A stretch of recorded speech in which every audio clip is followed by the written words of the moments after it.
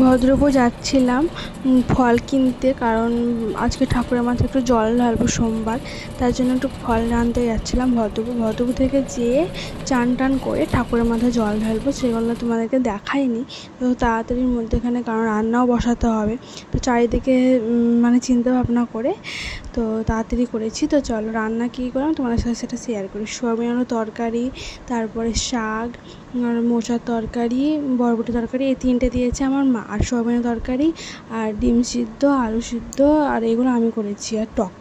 আর বিরিয়ানি দিয়েছে কাকি শাশুড়ি। তো চলো। আর গাছগুলোর অবস্থা দেখো, বাড়িতে ছিলাম না কদিন, তো দেখো এগুলো সব পরিষ্কার করি, এগুলো ঝোড় জমাগুলো সব পরিষ্কার করি, তারপর তোমাদের সাথে আসছি। হ্যালো বন্ধুরা, কেমন আছো? আশা করি ভালোই আছো, আমিও খুব ভালো আছি। চলে এলাম তোমার সঙ্গে একটা ভিডিও নিয়ে। তো ভিডিও স্টার্ট করেছি সকাল থেকেই, তো বিকালবেলাতে তোমাদেরকে করলাম। তো চলো, আর গাছগুলোর অবস্থা দেখো, তোমাদেরকে ভালো করে দেখাবো। তো চলে এসেছি, আমার বাড়িতে কিছু না, চাকু নিয়ে চলে এসেছি সব ঠিকঠাক করার জন্য। তো চলো, আর দেখতে থাকো ভিডিওটা। তো চলো।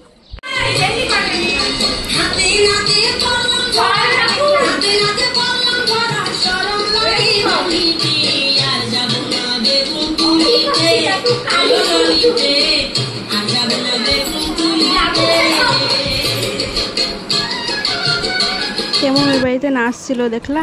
তো চলো। আর রাতের বেলাতে হয়ে গেছিলো ডাল আলু সিদ্ধ, মানে তরকারি মতো, শসা চানাচুর মুড়ি। তো ও চলে এসেছে, আমরা খেতেও বসে গেছি। তো চলো, বাই, এই পর্যন্ত।